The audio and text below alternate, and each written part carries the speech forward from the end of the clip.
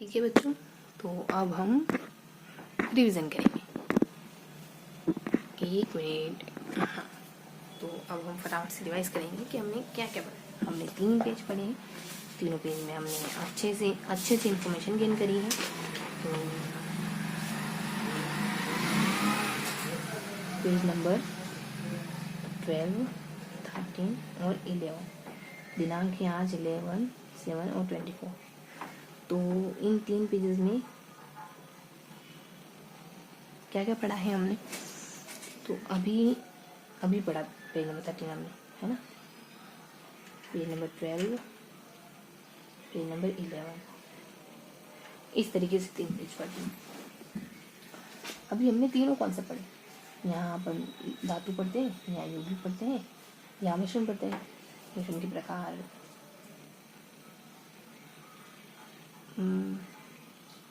मिश्रण के बारे में बेसिक जानकारी, मिश्रण के प्रकार और क्या कहते हैं अपन उनको, समांगी मिश्रण, निष्मांगी मिश्रण, पृथक्करण की विधियाँ। ठीक है, तो सबसे छोटा अपना यौगिक है, उसके बाद तत्व है ऊपर, फिर मिश्रण है ना। तो इस तरीके से हमने छोटा, फिर ऊपर, फिर नीचे, इस तरीके से कुछ कॉन्सेप्ट क्लियर करा है। ठीक है, तत्व, यौगिक, मिश्रण। यौगिक बीच में रख लो, ऊपर तत्व रख लो, नीचे अपने रख लो मिश्रण। ठीक है, बीच में अपने तत्व हो जाएगा, ऊपर हो जाएगा, सॉरी बीच में अपने यौगिक हो जाएगा, बीच में अपने यौगिक हो जाएगा, ऊपर हो जाएगा अपना तत्व, नीचे हो जाएगा अपने मिश्रण।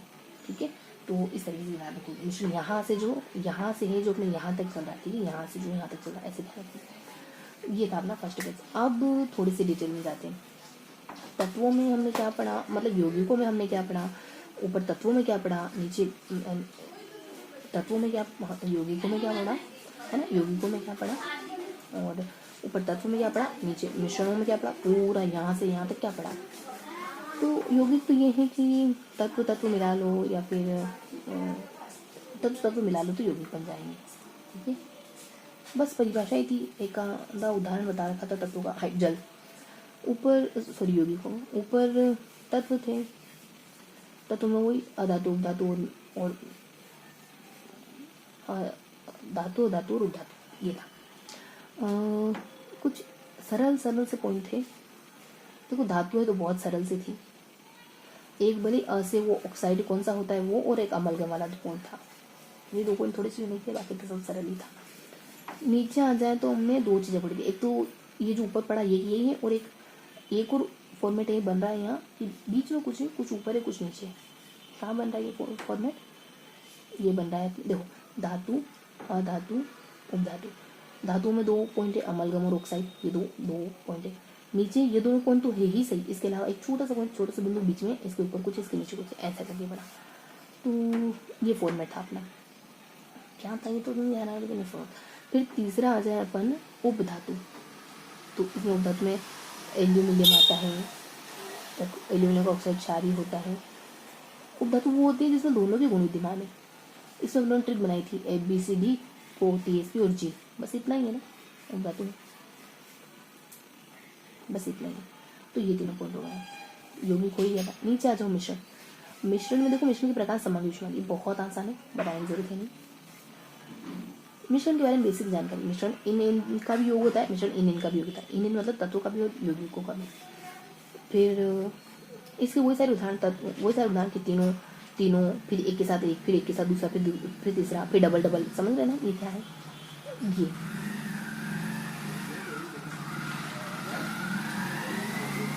है ना, ये बेसिक जानकारी है मिश्रण के बारे में। मिश्रण की मतलब परिभाषा, पहला पर मिश्रण की परिभाषा है, दूसरा मिश्रण के प्रकार समांगी मिश्रण, फिर मिश्रण को अलग करने की विधियाँ हैं कुछ। तो एक आसवन है, सॉरी रवाकरण है पहले, फिर आसवन है, फिर प्रभाज्य आसवन, तीनों विधियाँ हैं। हालांकि 2 तो अपन पढ़ नहीं पाए, लेकिन पता तो है हमको कि कैसे रहती है। पेट्रोल वगैरह डीजल निकालने वाली लास्ट विधि। जो दूसरी विधि है वो जमीन से क्या निकालते हैं, पानी निकलना ऊपर, आसवन विधि वो भाप भट्टी के ऊपर उठ जाना, और रवाकरण विधि ठंडा होकर नीचे बैठ जाना। ये तो तीनों पता तो है हमको एटलीस्ट। ठीक है, तो ये अपना रीजन हो गया। अब आ जाते सेकंड पेज। देखो ज़्यादा समय नहीं ले सकते अपन, एक के लिए 4 मिनट हो गए अपने पास, थोड़ा सा समय दोनों के लिए। तो सेकंड पेज पे क्या पढ़ा, पेज नंबर 12 पे क्या पढ़ा था, पेज नंबर 12 पे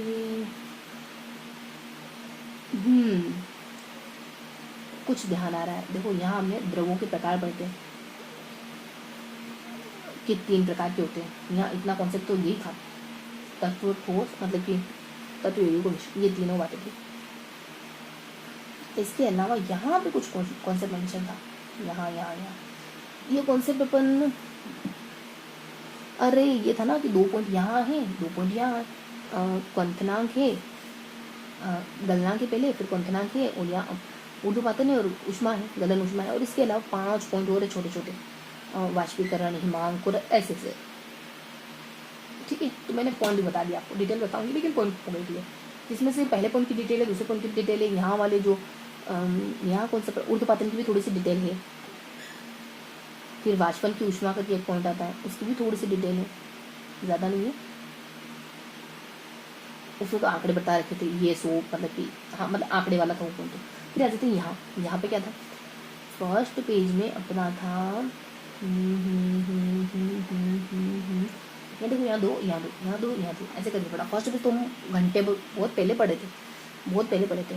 उसके बाद तो बहुत लंबा चौड़ा ब्रेक आ गया सेकेंड वाले तक आते आते। तो पहले पेज में हमने क्या पढ़ा था बच्चों में,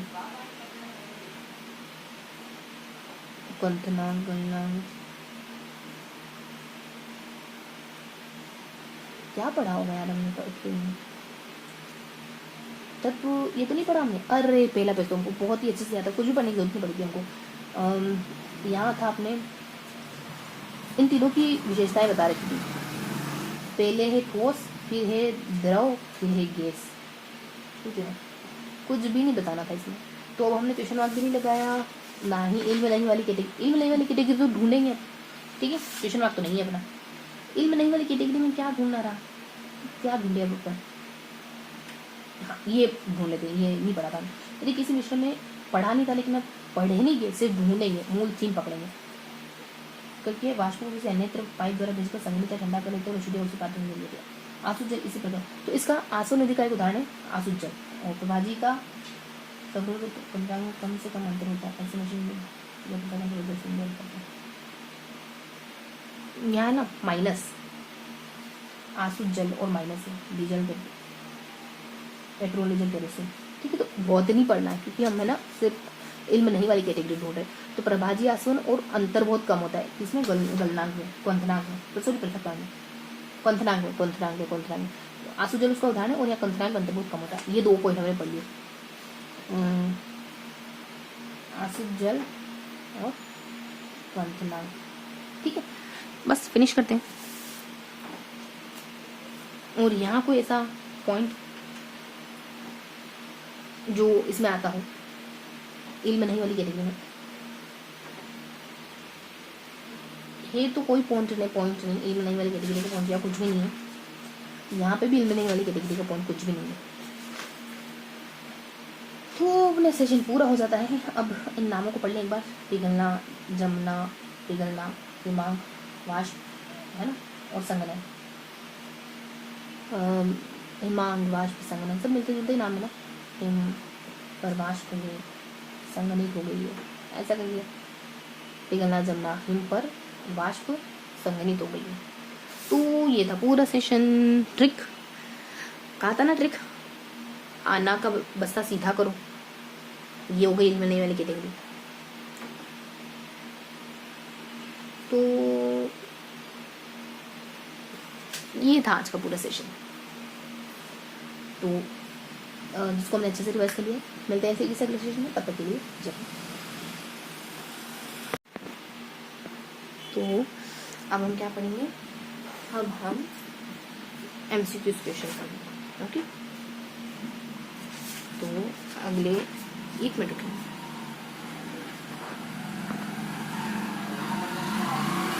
आपको अच्छे से दिख रहा है ना, अच्छे से दिख रहा है आपको? 1 मिनट थोड़ा और।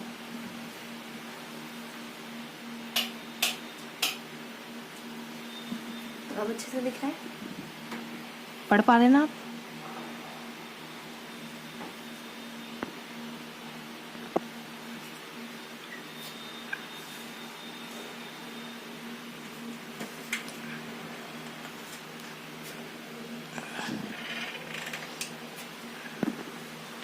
पढ़ पाएंगे ना? हाँ, तो अब शुरू करते हैं।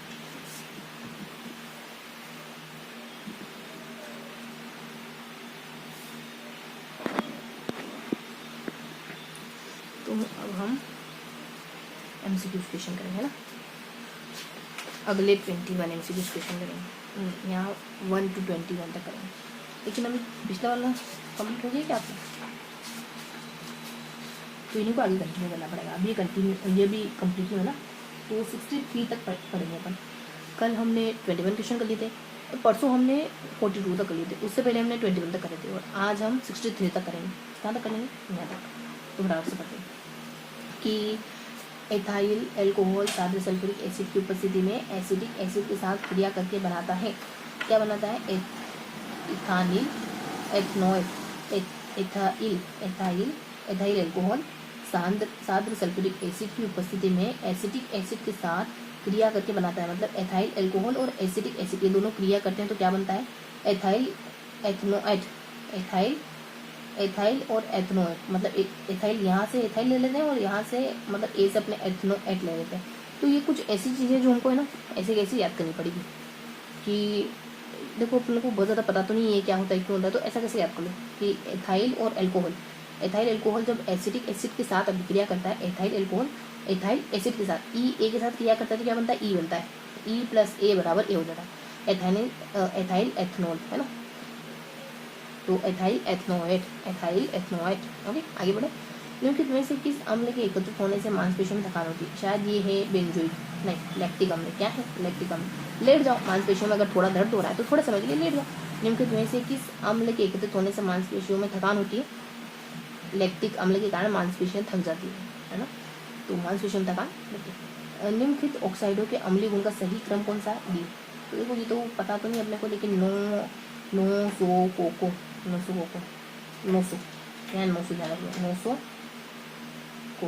हमको चीज़ों को भी याद करना है, हमको बहुत ज़्यादा नहीं पता तो चीज़ों को याद करें। नोसो कोको, ठीक है, नोसो कोको। आगे बढ़े। ऐसे CaSO4 और 2H2 किसका रासायनिक सूत्र? ये है ना अपने जिप्सम का चैप्टर। किसका है? जिप्सम का क्या है? केसो पानी है ये, है ना? नहीं, कसी जीप में, मतलब कौन सी जीप में तुमने पानी की बोतल रखी? कसो H2 यानी कैसा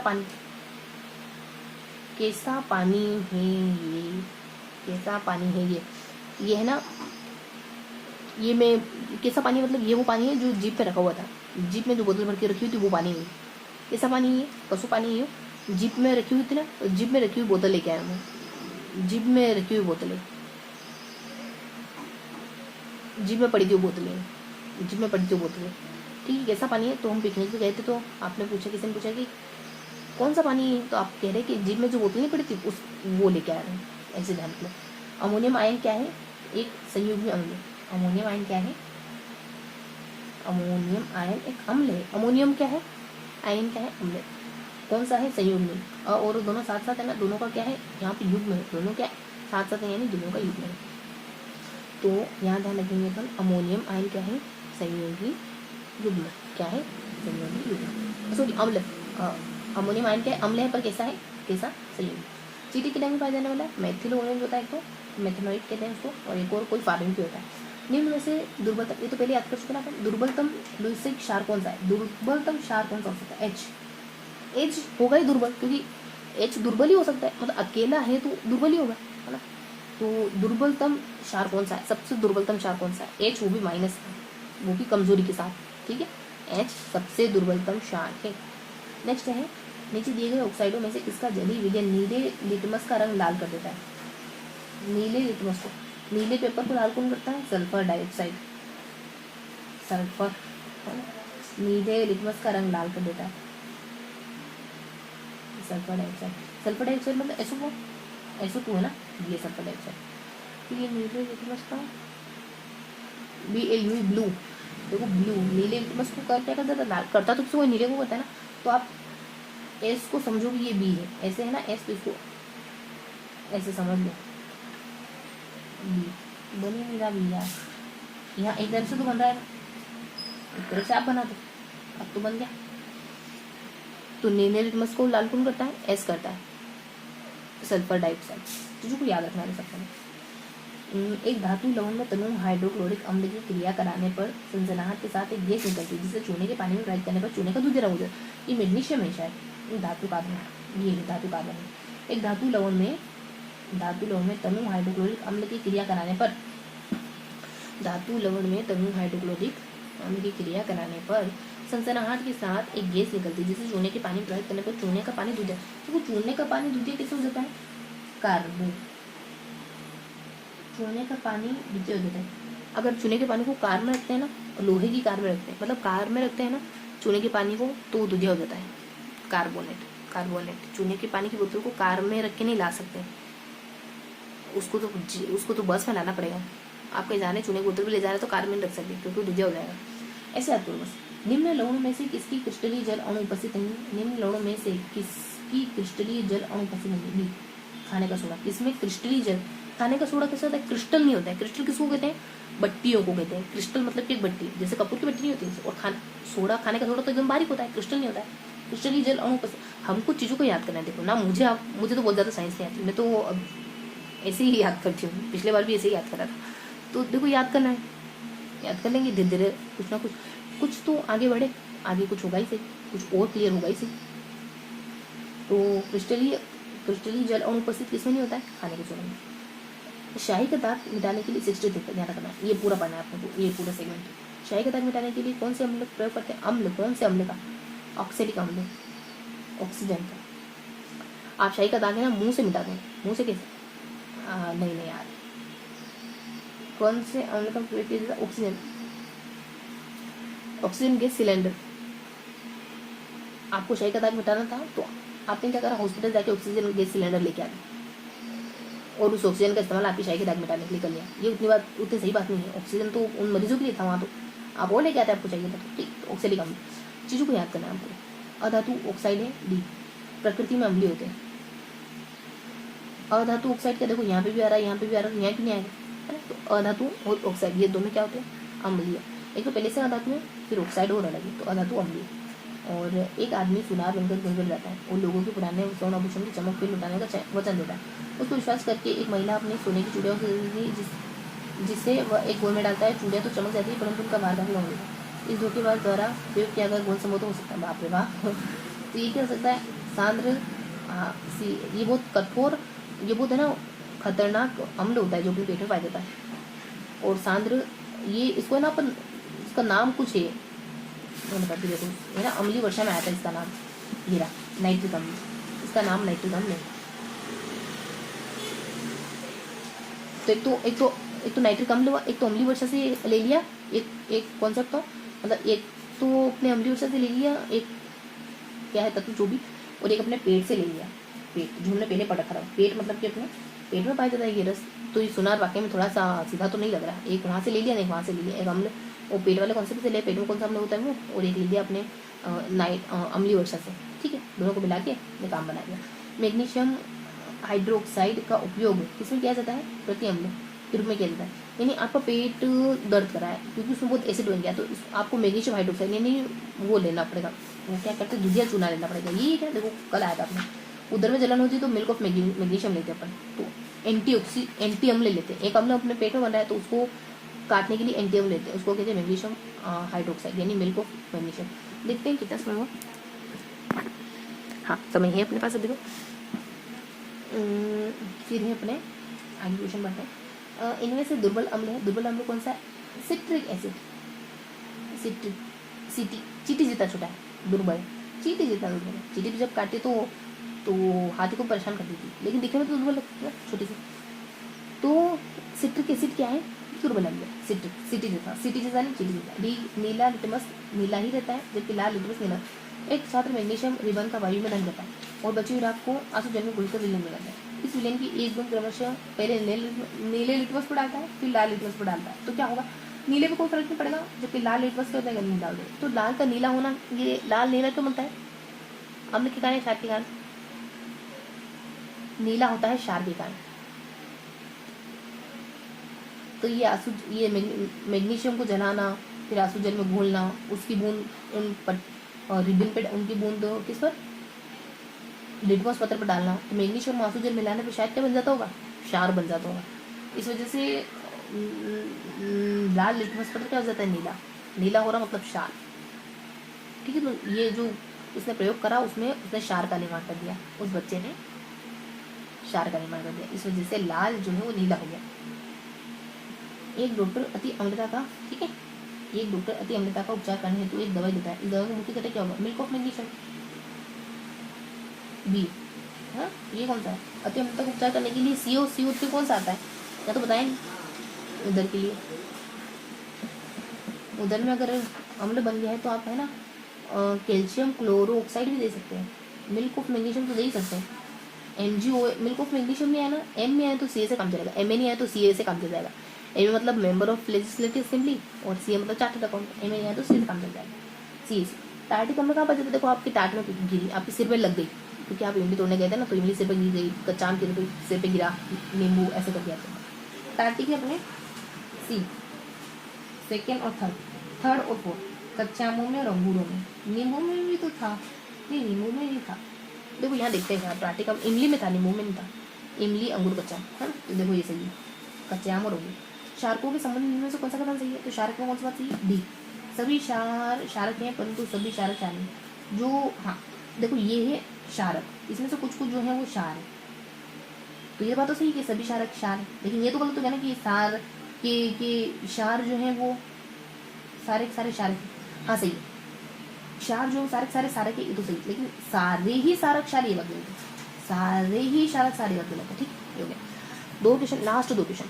सल्फ्यूरिक अम्ल को तनु बनाने के लिए अम्ल को पानी में डालने की सलाह दी जाती है, सल्फ्यूरिक अम्ल को तनु बनाना है तो सल्फ्यूरिक अम्ल को अगर तनु में बनाना है तो उस अम्ल को आपको पानी में डालना होगा, ठीक है, अगर सल्फ्यूरिक अम्ल को आपको तनु में कन्वर्ट करना है तो आपको सल्फ्यूरिक अम्ल को पानी में डालना होगा, क्योंकि अम्ल को तनु बनाने की प्रक्रिया अत्यधिक उष्माक्षेपी होती है, पानी में डालना होगा क्योंकि पानी बहुत गर्मी छोड़ेगा, तो पानी में डालेंगे ठीक रहेगा है ना, तो आपको अम्ल को तनु में बनाना है तो उस अम्ल को आप कहाँ छोड़ोगे, पानी में छोड़ दोगे, क्योंकि जब वो तनु बनेगा तो बहुत ज़्यादा गर्मी छोड़ेगा।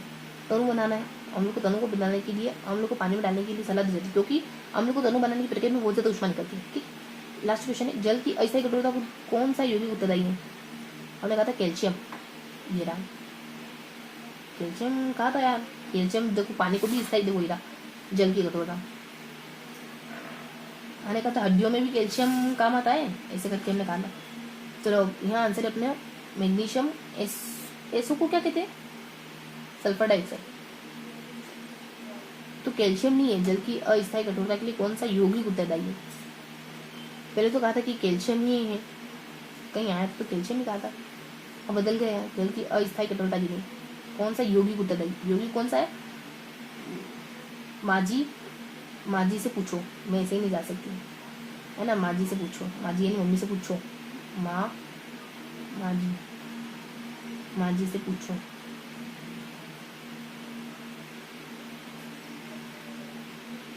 तो अगर आपको जल की अस्थायी कठोरता के लिए जल की अस्थायी कठोरता के पीछे का कारण जानना है कि कौन सा यौगिक इसका कारण है, तो कौन सा यौगिक जल की अस्थायी कठोरता का कारण कौन सा है, माजी है, सासू माँ मतलब अच्छा काम है कोई, तो माजी है, माँ Mg प्लस को CO, माजी से है ना, पूछो के लिए कुछ नहीं, माजी से, तो Mg और SO। तो ये था आज का पूरा सेशन, मिलते हैं ऐसे किसी अगले सेशन में।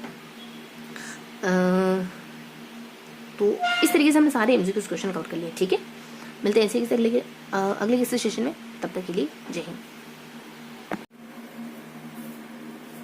जय हिंद फ्रेंड्स, तो हम पढ़ रहे थे सुभाष चंद्र राजस्थानी की बुक, ठीक है, तो अभी जो कुछ भी हमने पढ़ा है उसको फटाफट से रिवाइज करें, शुरू करते हैं आज का सेशन, ठीक वैसे जैसे ही मैंने शुरू करते हैं, मुझे कोटे पर रहने चाहे साथ।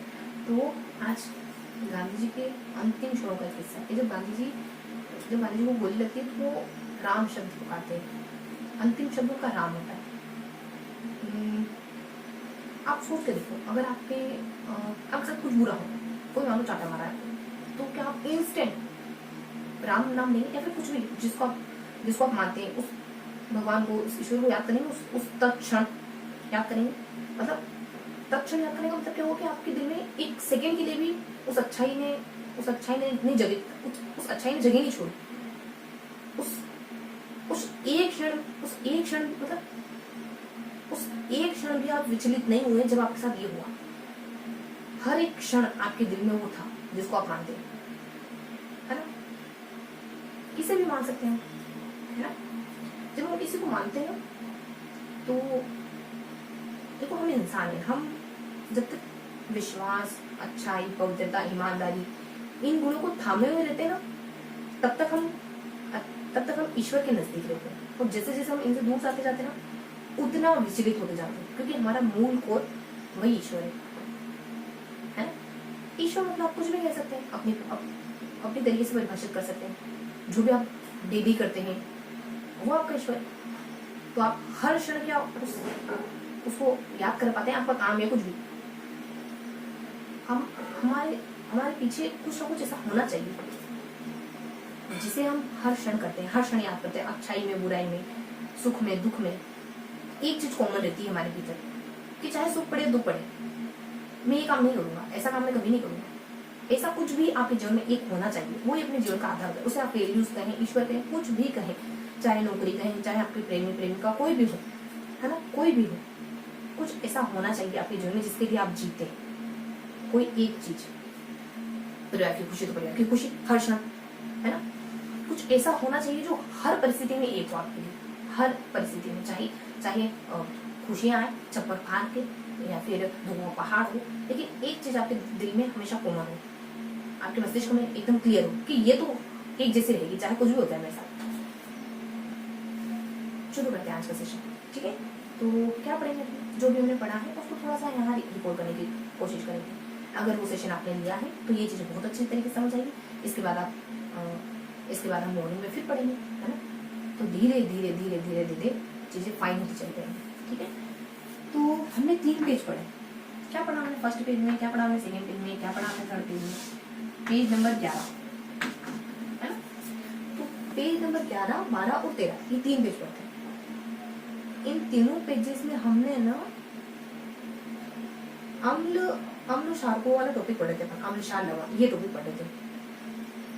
अभी हमने पढ़ा कि देखो हमने तत्व यौगिक मिश्रण पे आ गए थे, हमने क्षार तत्व यौगिक मिश्रण की शुरुआत ही कर रहे थे अपन। तो पहला पेज तो मतलब द्रव्य क्या होता है, मतलब तीनों अवस्थाएं थी, द्रव, ठोस, गैस, इन तीनों के बारे में बता रखा था। और इन तीनों में सब कुछ भी खास नहीं था जो हमको पता नहीं है ना। पढ़ते पढ़ते सारी चीजें अच्छे से समझ आ गई, तो कुछ भी याद करने लायक नहीं था। सेकेंड पेज में थोड़ा सा हम पढ़ते हैं।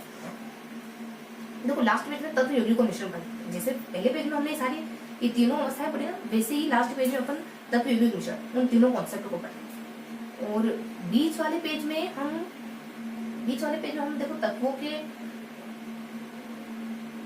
बीच वाले पेज में हमें ना ऊर्ध्वपातन वो विधियां, बीच वाला पेज ऐसा है, कुछ 2 टॉपिक यहाँ है और 2 टॉपिक यहाँ है, जैसे करना बीच वाले पेज में कुछ टेक्निकल चीजें, जैसे पंथना किसको कहते हैं, गलना किसको कहते हैं, हिमान किसको कहते हैं, गलन किसको कहते हैं, वाष्पन किसको कहते हैं, संघनन किसको कहते हैं, और इसके अलावा ऊर्ध्वपातन किसको कहते हैं, गुप्त ऊष्मा किसको कहते हैं, ये सारे कॉन्सेप्ट गिवन थे, ठीक है। तो इस तरीके से पढ़ना है हमको। शुरुआत में तीनों अवस्थाएं, लास्ट में तत्व यौगिक मिश्रण, वो तीनों कॉन्सेप्ट, और बीच में कुछ टेक्निकल परिभाषा है। तो ज्यादा कुछ नहीं, ज्यादा समय लेंगे नहीं, 10 मिनट का समय लेना है। कितना 5 मिनट हो गया, देखो मुझे अच्छा नहीं लग रहा है लेकिन देखना पड़ेगा, 5 मिनट से ज्यादा नहीं ले सकते। देखते हैं कितना समय हो, फिर कंटिन्यू करते हैं। तो उतना है ना, 5 मिनट हो गए, 5 मिनट को बचे, फॉर्मेट बना देते हैं फिर खत्म करते हैं। यहाँ क्या पढ़ा आपने पेज नंबर 11 में, देखो यहाँ पढ़ा हमने गैस, द्रव, ठोस, द्रव और गैस, ठोस, द्रव और गैस, ऐसा 3 हेडिंग पढ़ी हमने, ठोस, द्रव और गैस। द्रव क्या होता है, मतलब छोटे छोटे कण होते हैं जो आपस में गतिशील होते हैं, बीच में थोड़ी सी जगह होती है, उसको अपन द्रव्य कहते हैं। बाकी इनमें कुछ भी ऐसा खास नहीं था, यहाँ पे सारी बातें हमको पता है। द्रव्य क्या होता है, ये ठोस क्या होता है, जिसके कण बहुत पास होते हैं, जिनके कणों में गति नहीं होती, आकर्षण बल बहुत ज्यादा होता है, स्थान कहते हैं, है ना, आयतन निश्चित होता है, आकार निश्चित होता है। इन्हीं सारी बातों को पैरेलल मानक मान के यहाँ बताना है, इन्हीं सारी बातों को मानक मान के यहाँ बताना है। बस यहाँ ये बताना था, एक पॉइंट हमको एक्स्ट्रा मिला था यहाँ पे कि गैस में क्या होता है, दाब होता है। मतलब यहाँ बताने की जरूरत नहीं थी, इन्हीं सारे पॉइंटों को यहाँ बता रखा था, इन्हीं सारे पॉइंटों को यहाँ बता रखा था, है ना। बाकी कुछ खास था नहीं। ब्रह्मांड द्रव्य और ऊष्मा, द्रव्य और ऊर्जा दो चीजों से मिलकर, ये दोनों सेपरेट है, लेकिन इस वजह से ऐसा नहीं है। तो ये था अपना पेज नंबर 11, कुछ खास था नहीं, कुछ डिस्कस करने लायक था नहीं। तो यहाँ शायद तत्व के इसके ठोस के प्रकार थे, एक क्रिस्टल ठोस होता है, एक बिना क्रिस्टल। क्रिस्टल वाला वो ठोस होता है जिसमें कुछ होता है, क्या होता है, क्रिस्टल होते हैं। अब क्रिस्टल क्रिस्टल नहीं होते हैं, उदाहरण भी थे इनके। क्रिस्टल में तो अपने रबड़ और ऐसा कुछ था, जो क्रिस्टल होता है उसमें तो उदाहरण ढूंढ रही है थोड़े से, मतलब बाकी क्रिस्टल अक्रिस्टल दो होते हैं, ठीक है, ठोस बना। फिर अपना था यहाँ पेज नंबर अपना 12,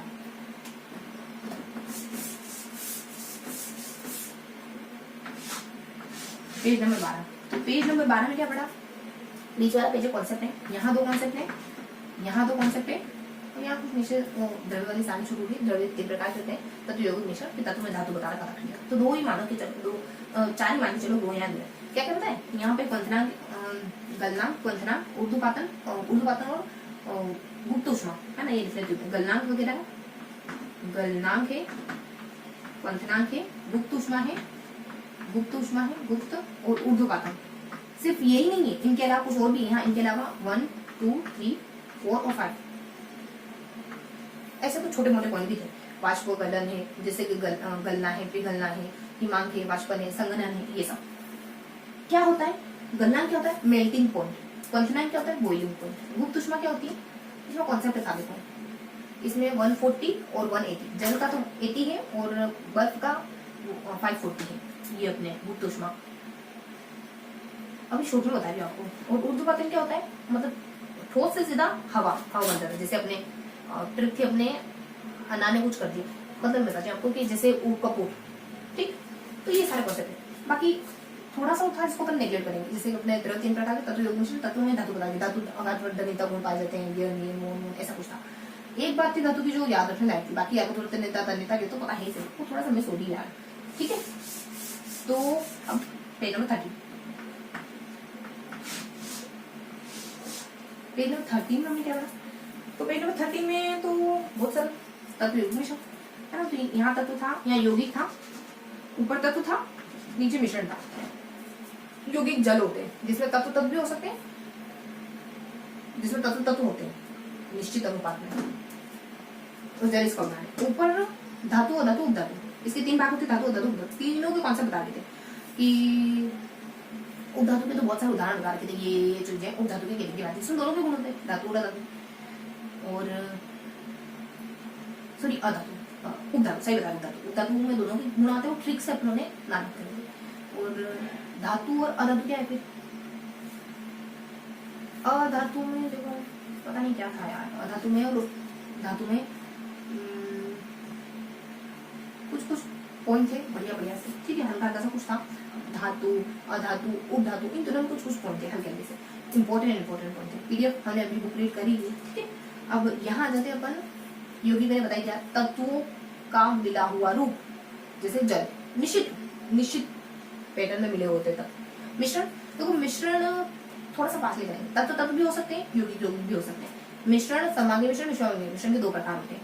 फिर मिश्रण को अलग करने की विधियां होती है। आसवन विधि, प्रभाजी आसवन, बीच में कुछ अपने आती है जम जाने वाली। यहाँ आसवन है, प्रभाजी आसवन है, और रवाकरण विधि। रवाकरण में पानी मतलब जम जाता है और नीचे अशुद्धियां बैठ जाती है। सेकेंड में भाप भर उठ जाता है, नीचे अशुद्धियां बैठ जाती है। थर्ड वाले में पेट्रोल डीजल निकलता है नीचे से। तो ये वाला जो है आपको थोड़ा सा शॉर्ट में बताया, बहुत ज्यादा नहीं बताया, समय बहुत कम, ठीक है। तो ये था पूरा सेशन, मिलता है ऐसे ही अगले सेशन में, तब तक के लिए जय हिंद फ्रेंड्स। तो हम पढ़ रहे थे सुभाष शाह की राजस्थान के लिए, सुभाष शाह की विद्यालय विषयों की बुक शुरू करते हैं आज का सेशन, ठीक वैसे ही जैसा कि चल रहे शुरू करते हैं मोटिवेशनल कोट या फिर विचार के साथ। तो महात्मा गांधी के जीवन की एक कहानी है, एक वाक्य है कि जब महात्मा गांधी को गोली लगती है ना, तो उनका अंतिम शब्द राम होता है। क्या इंडिकेट करता है कि आप मानो या ना मानो, कोई माने या ना माने, लेकिन बापू थे तो बहुत गजब के, ये बात तो है। ऐसी कंडीशन में भी अगर कोई भगवान को याद कर पा रहा है, ऐसी कंडीशन में भी अगर कोई भगवान को याद कर पा रहा है, इसका मतलब उसका दिल कितना पाक साफ होगा ना। आपको कोई चाहता मारे या फिर ऐसी कोई बुरी परिस्थिति आपके साथ हो, रिजल्ट उतना नहीं, कुछ अच्छा कहे ना, कुछ बहुत बुरा हो मान लो आपके साथ, बुरा ऐसा अपन सोचेंगे नहीं, लेकिन कुछ बहुत बुरा हो, आप तुरंत क्या भगवान को याद करते हैं? तुरंत तुरंत भगवान को याद करते हैं आप? तुरंत तो आपके दिल में पता नहीं कौन कौन से ख्याल उमड़ते हैं, है ना? लेकिन हम ईश्वर को नहीं याद कर पाते, तुरंत नहीं कर पाते ना, कठिनाई होती है ना। या फिर कोई भी बहुत खुशी का क्षण आए तो क्या तुरंत उसी क्षण आपको ईश्वर का नाम ध्यान आता है? और किसी ने चांटा मारा, ये उदाहरण है, किसी ने चांटा मारा तो क्या आपको तुरंत ईश्वर का नाम ध्यान आता है? तुरंत प्योरिटी छा जाती है, गुस्सा आता है ना उस वक्त, तो उस वक्त अच्छा ही नहीं ध्यान आती आपको। अगर ऐसी रेयर कंडीशन में भी एक क्षण के लिए भी आपके दिल से अच्छाई नहीं जाती, इसका मतलब क्या है कि आप हर पल अच्छाई में जिए, हर पल आपका हर क्षण दूसरों के जीवन में कुछ अच्छा करने में गुजरा है, कुछ पॉजिटिव करने में गुजरा है। इस वजह से कोई भी क्षण आपने उस अच्छाई को आपसे उस अच्छाई को परे नहीं कर पा रहा है, कोई भी क्षण, क्योंकि आप हर वक्त उसमें जिए, है ना। तो जब हम हर वक्त, मतलब हम हमेशा यही इंश्योर करते हैं कि हम दूसरों को खुशी दें, खुशी बांटें, कुछ अच्छा करें, कुछ अच्छा, हमेशा अच्छा सोचते हैं, तो कोई भी क्षण आपसे उस अच्छाई को नहीं छीन सकता। कोई भी क्षण आपकी भाषा में, अपनी भाषा में तो कोई हमको दुखी कर ही नहीं सकता, चाहे चाटा मारे, लाते मारे, कुछ भी मारे, आप दुखी नहीं होंगे, क्योंकि आप ये सोचेंगे कि ये मुझे क्यों मिल रहा है, क्योंकि मैं किसी के लिए अच्छा करने जा रहा हूँ। और जब अच्छा करते वक्त अगर आपके साथ कुछ बुरा होता है तो आप सहृदय स्वीकार करते हो उसको, कि अगर मैं ये सह लूंगा तो शायद ये परिवर्तन हो जाएगा। तब वो आंसू है ना, प्राउड के होते हैं, ठीक है। तो हमेशा कुछ अच्छा करते रहना है, ठीक है। शुरू करते हैं आज का सेशन। आज के सेशन में हम 3 पेज पढ़ेंगे। इन 3 पेज में हम तत्व योगी को मिश्रण को पढ़ेंगे। लास्ट पेज में एज इट इज तत्व योगी को मिश्रण, यही टॉपिक पढ़ेंगे। फर्स्ट पेज में गैस, ठोस, द्रव, इन तीनों कॉन्सेप्ट को समझेंगे। इन तीनों में बहुत ज्यादा पढ़ने को कुछ नहीं है, लेकिन फिर भी थोड़ा बहुत तो पढ़ेंगे हमने। बीच वाले पेज में हम है ना,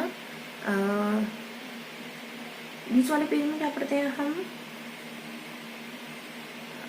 क्या पढ़ते हैं, देखो यहाँ हमें ना,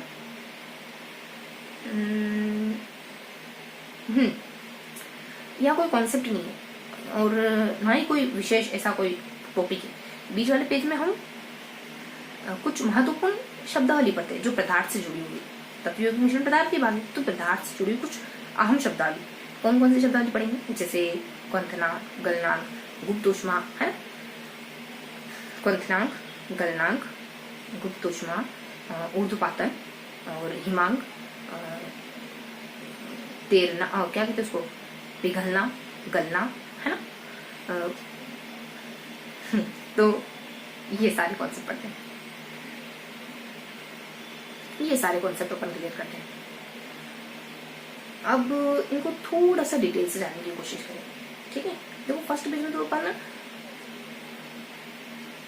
द्रव, ठोस, गैस, इनको पढ़ते हैं, तो इनमें से कोई खास बात है नहीं जिनको हमको याद रखना पड़े। हमने अच्छे से इत्मीनान से पढ़ा था, हर एक कॉन्सेप्ट को समझते हुए पढ़ा था, और सारे कॉन्सेप्ट ऐसे थे जो आसानी से समझ सकते हैं, है ना। ऐसा कुछ खास नहीं था, जैसे आकार, आयतन, घनत्व, कणों के बीच की दूरी, अवकर्षण बल, है ना, ये सारी बातें थी। तो ये सारी बातें घनत्व में, ठोस में ज्यादा होती है और द्रव में उससे कम होती है और गैस में सबसे कम होती है। संपीड़ितता का गुण सबसे ज्यादा पाया जाता है इसमें, गैस में। ये एक ऐसी चीज थी जो याद रखेंगे, बाकी आप पढ़ के पता कर सकते हैं, बाकी आप देखते ही पता लगा सकते हैं ये गुण ठोस के हैं, ये गुण द्रव के हैं और ये गुण गैस के हैं, है ना। कुछ खास नहीं था। एक थोड़ी सी परिभाषा ध्यान रखोगे, ये द्रव किसको कहते हैं। ये तीनों बातें तो आपको पता है, लेकिन द्रव क्या है, छोटे छोटे कणों से मिलकर बना हुआ, मतलब छोटे छोटे कणों होते हैं जो छोटे छोटे कणों के बीच कुछ रिक्त स्थान होता है और उन रिक्त स्थानों में कण गति करते रहते हैं। ये द्रव की परिभाषा, छोटे छोटे से कण बीच में जगह और उनमें गति करते रहते हैं। जगह होगी तो गति तो करेंगे, जगह नहीं होगी तो गति नहीं कर पाएंगे। और लास्ट पेज में तत्व यौगिक मिश्रण 5 बार पढ़ना है हमको। तत्व यौगिक मिश्रण, इनमें क्या था, ज्यादा कुछ नहीं, इनकी परिभाषा और इनसे जुड़ी कुछ अलग अलग बातें। यौगिक है, बीच में यौगिक है, ऊपर तत्व है, नीचे मिश्रण है। मिश्रण यहाँ से लगाकर यहाँ तक मिश्रण थोड़ा सा बड़ा है। मिश्रण में अपन अलग अलग कॉन्सेप्ट पढ़ते हैं, जैसे मिश्रण के प्रकार कौन कौन से होते हैं, है ना। मिश्रण को अलग करने की विधियां कौन कौन सी होती है, और मिश्रण की कुछ परिभाषाएं, ये 3-4 परिभाषा, प्रकार, विधियां, ये इस वजह से बड़ा हो गया थोड़ा सा, क्योंकि कुछ नहीं, परिभाषा तत्वों में कुछ नहीं है, 3 भागे तत्व के, धातु, अधातु, उपधातु, ठीक है, इन सबको होते हैं। लास्ट में ये सारी बातें पढ़ते अपन। तो धातु, अधातु, उपधातु में क्या है, देखो उपधातु वाला कॉन्सेप्ट सबसे इजी बता दिया, दोनों के गुण होते हैं, और 2-4 नाम बता दिए कि सारी उपधातु होती है। और आपने अपने हमने तो ट्रिक बनाई थी, क्या थी अपने वो जी वाली है ना। अब तो टीएसपी वाले लोग भी बहुत अच्छा काम करने लगे, तो उनको भी जी के पुकारना चाहिए। अब तो टीएसपी क्या, अब तो टीएसपी, ठीक है, ये था। तो ये उपधातु सबसे इजी गुण। उसके बाद अधातु और धातु, देखो धातु जानते हो आघात वर्तना गुण है और तन्यता है, और ऐसे ऐसा कुछ बेसिक धातु, ऑक्सीजन, हाइड्रोजन। और धातु क्या होती है, लोहा वगैरह सब मिश्र। इसमें दो चीजें ध्यान रखो, अपगलन और ऑक्साइड, ये 2 पॉइंट ध्यान रख लो, बाकी सब आपको आता है धातु में, ये मैं इंश्योर कर दूं। अधातु में क्या है, अधातु में ये दोनों तो है ही सही, जो ऊपर बड़े वो दोनों तो ही सही, उसके अलावा एक पॉइंट है उसके ऊपर कुछ, उसके नीचे कुछ, ऐसा करके मैं आता था। अब वो क्या है वो तो मुझे पता नहीं चला, लेकिन कुछ तो है ऐसा। ये तीनों हो गए तत्व कंप्लीट। यौगिक क्या होता है, बहुत सारे तत्वों से मिलकर, तत्वों के निश्चित क्रमांक से मिलकर बना हुआ पदार्थ यौगिक कहलाता है, जैसे जल। और इसमें जो पदार्थ बनता है उसके गुण अलग ही होते हैं, ना तो इसका गुण होता है ना इसका गुण होता है, इससे जो बना उसका गुण अलग ही होता है यौगिक। मिश्रण क्या होता है, मिश्रण या तो तत्व से मिलकर बना होता है, या फिर यौगिक से मिलकर बना होता है, ये मिश्रण कहलाता है। सामान्य मिश्रण के 2 प्रकार होते हैं, और भी थे बहुत सारे कि तत्वों के प्रकार कैसे हो सकते हैं। तत्व में बहुत परिभाषा के साथ और भी कुछ लगा हुआ था, वो नहीं बताऊंगी। तत्वों के प्रकार कौन से होते हैं, एक तो होता है समांगी, यौगिक, समांगी, मिश्रण, समांगी, मिश्रण, विषमांगी अलग अलग, समांगी जो एक में होगा अलग नहीं कर पाते हो, वो विषमांगी जो आराम से चुन लेते हो, ये है ये है, अलग अलग कर लो, ठीक है, उदाहरण नहीं बता पाऊंगी। फिर विधियां कौन कौन सी होती है इनको अलग करने की, एक तो रवाकरण विधि, एक आसवनिधि, प्रवृत्ति। रवाकरण क्या होता है, ठंडा कर लो नीचे बैठ जाएगा, और आसवनिधि क्या होती है, गर्म कर लो नीचे बैठ जाएगा। प्रभाज्यस्वन की विधि क्या होती है, पेट्रोलियम गैस और ये सब निकालते हैं प्रभाज्यस्वन विधि, एक हिंट सब में बता दिया। बीच वाले पेज पे आ जाओ, पंथनांक, गलनांक, ऊर्ध्वपातन और उष्मा, गर्म उष्मा, ये सब क्या होता है। गलनांक यानी मेल्टिंग पॉइंट, पंथनांक यानी बॉइलिंग पॉइंट, ऊर्ध्वपातन मतलब कि कपूर, ध्यान रखो, यानी कपूर सीधा कपूर दिख रहा है, फिर हवा हो जाएगा, पानी वानी में नहीं बदलेगा, तो ठोस से ज्यादा गैस। और भी उदाहरण होते हैं ऐसे, अमा करके ट्रिक बनाई थी हमने। लास्ट में गर्म उष्मा, गर्म उष्मा में अगर आपके पास कोई चीज आपको पिघालनी है, लेकिन आपके पास तापमान नहीं, तो आप कैलोरी का, जूल का, इसका इस्तेमाल करके उसको पिघाल सकते हो। तो जल का ये क्या होता है, गर्म उष्मा नंबर क्या होता है 80, और बर्फ का कितना होता है 540, ऐसा करके थोड़ा सा ही बताएंगे इसमें। ये मैंने एक बात बता दूं कि इसमें अपन मजे में पढ़ते हैं, कॉन्सेप्ट को सीखने की चीजों को करने की कोशिश करते हैं, बस खत्म हो गया। डिटेल से पढ़ा हो तो इससे पहले वाला सेशन लेने पड़ेंगे हम, है ना, जिसमें अपन बुक रीड करें। जानती हूँ मैं आपको बुक रीड करेंगे, मतलब बुक रीड करने वाला वीडियो देखोगे तो आपको ज्यादा सेटिस्फेक्शन फील होगा, क्योंकि उसमें सब कुछ लिखा हुआ व्यवस्थित तरीके से। तो इसके अलावा भी कुछ और बातें थी, 2-4 बातें, जैसे हिम क्या होता है, वर्षण क्या होता है, संघनन क्या, वाष्पीकरण, हिमांक क्या होता है, और वाष्पीकरण क्या होता है, संघनन क्या होता है, और एक अपने वो कहते हैं ना पिघलना क्या होता है, जमना क्या होता है, ये सारी बातें जानते हैं अपन, है ना। मैंने हल्का हल्का हिंट दे दिया आपको। मेल्टिंग पॉइंट इंग्लिश में कह दिया था कि मेल्टिंग पॉइंट है, बॉइलिंग पॉइंट है, समझ गए। मेल्टिंग में पिघलने वाला पॉइंट है, बॉइलिंग जलने वाला पॉइंट, पिघलने वाला और उबलने वाला पॉइंट, ठीक है। तो ये था पूरा सेशन, जिसमें हमने कुछ सामान्य सी बातों को पढ़ा। आगे तो हमने तत्व ये अपने तीनों अवस्थाएं पढ़ी पदार्थ की, पीछे क्या कहते हैं इसको, तत्व यौगिक मिश्रण को क्या कहते हैं, ये भी अवस्थाएं होती है। किसी के भाग है, द्रव्य के भाग पढ़ लिए, बीच में कुछ कॉन्सेप्चुअल चीजें पढ़ी, कुछ टेक्निकल चीजें पढ़ ली। तो ऐसे दिन को 5 बार दोहराना था, एक बार तो डिटेल्स हो गया, अभी एक बार मैंने शॉर्ट में दोहरा दिया, अब 3 बार दोहराते हैं। क्या पढ़ा हमने, अवस्थाएं और तत्व के प्रकार, द्रव्य के प्रकार, बीच में टेक्निकल पॉइंट, है ना। तो हमने पढ़ा अवस्थाएं, हमने पदार्थ की अवस्थाएं पढ़ी, क्या कहते हैं इसको, दोनों ही अवस्थाएं लग रही मुझे तो, ठोस गैस हो रही है, पीछे हमने अवस्थाएं, बीच में टेक्निकल पॉइंट। तो ठोस गैस द्रव, तत्व यौगिक मिश्रण, पीछे तत्व यौगिक मिश्रण, बीच में कुछ टेक्निकल पॉइंट। तो ये था आज का पूरा सेशन। PDF टेलीग्राम को ज्वाइन करके पढ़ सकते हैं, चीजें ज्यादा क्लियर होगी। तो मिलते हैं इसी किसी अगले वीडियो में, तब तक के लिए हंसते मुस्कुराते रहिए, दिल से पढ़ते रहिए। जय हिंद।